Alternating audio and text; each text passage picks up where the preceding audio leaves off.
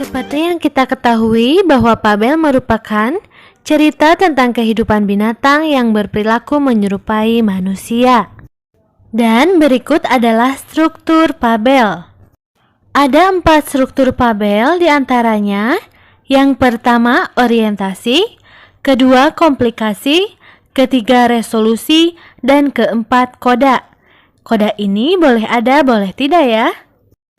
Nah, sekarang kita akan membahas keempat struktur fabel tersebut. Struktur yang pertama yaitu orientasi.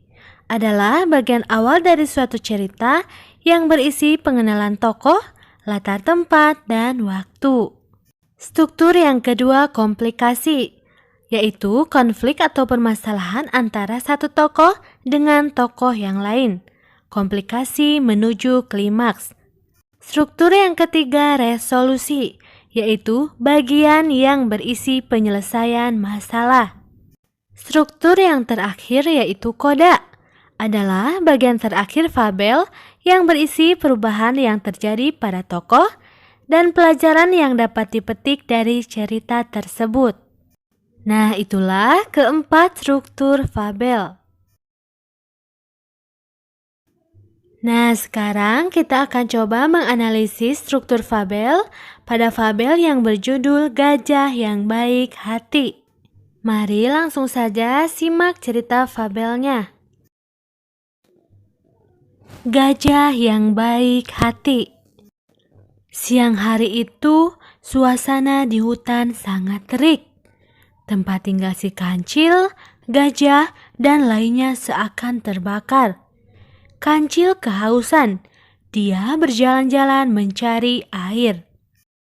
Pada bagian ini merupakan orientasi, artinya pengenalan. Ada pengenalan latar waktu, yaitu pada siang hari. Suasananya yang terik. Ada pula latar tempat, yaitu di hutan. Dan ada tokoh-tokoh yang diceritakan pada fabel tersebut, yaitu si kancil dan si gajah.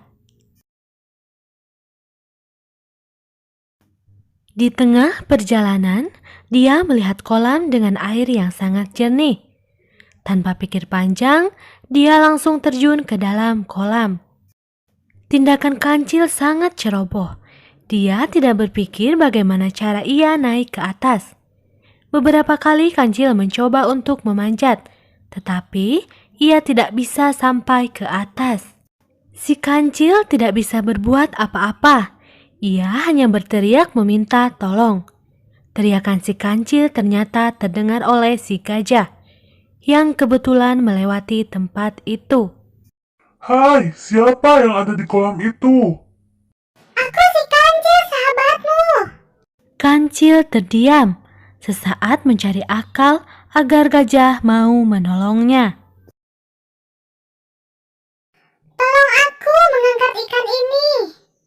Yang benar, kau mendapat ikan? Benar. Aku mendapatkan ikan yang sangat besar. Gajah berpikir sejenak. Bisa saja ia turun ke bawah dengan mudah, tetapi bagaimana jika naiknya nanti? Kau mau memanfaatkanku ya, Cil? Kau akan menipuku untuk kepentingan dan keselamatanmu sendiri. Tanya gajah. Kancil hanya terdiam. Sekali-kali kamu harus diberi pelajaran. Kata gajah sambil meninggalkan tempat itu. Gajah tidak mendengarkan teriakan kancil. Kancil mulai putus asa. Semakin lama berada di tempat itu, kancil mulai merasa kedinginan. Hingga menjelang sore, tidak ada seekor binatang yang mendengar teriakannya.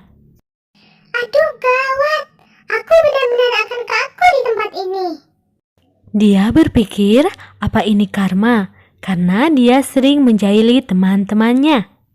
Nah, ini adalah bagian komplikasi menuju klimaks atau menuju puncaknya masalah. Selanjutnya resolusi. Tidak lama, tiba-tiba gajah muncul lagi. Kancil meminta tolong kembali. Bagaimana, Cil? Tolong aku berjanji tidak akan iseng lagi. Janji? Gajah menekankan. Sekarang apakah kamu sudah sadar dan akan berjanji tidak akan menipu, jahil, iseng, dan perbuatan yang merugikan binatang lain? Benar, Pak Gajah. Saya benar-benar berjanji. Gajah menjulurkan belalainya yang panjang untuk menangkap kancil dan mengangkatnya ke atas. Begitu sampai di atas, kancil berkata, Terima kasih, Pak Gajah. Saya tidak akan pernah melupakan kebaikanmu ini. mengapa bagian ini disebut resolusi? Karena pada bagian ini didapatkan penyelesaian masalahnya. Nah, dari sini kita langsung ke koda, yaitu pelajaran yang dapat dipetik dari cerita ini. Sejak itu, kancil menjadi binatang yang sangat baik. Dia tidak lagi berbuat iseng seperti yang pernah ia lakukan pada beruang dan binatang-binatang lainnya. Memang kita harus berhati-hati kalau bertindak. Jika tidak hati-hati akan celaka. Jika kita hati-hati, kita akan selamat. Bahkan kita bisa menyelamatkan orang lain. Nah, itulah yang disebut koda, atau pelajaran yang dapat kita petik dari cerita fabel yang berjudul Gajah yang Baik Hati. Nah, setelah kita selesai menganalisis cerita fabel, selanjutnya kalian harus tahu ciri bagian-bagian dari struktur fabel. Dan berikut adalah ciri bagian-bagian struktur fabel. Struktur yang pertama, orientasi. Ciri isinya yaitu pengenalan tokoh, latar, watak tokoh, dan konflik. Struktur yang kedua yaitu komplikasi.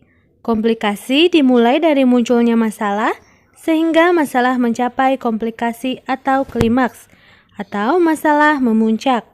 Struktur yang ketiga, resolusi. Ciri isinya berupa penyelesaian masalah. Dan struktur yang terakhir yaitu koda.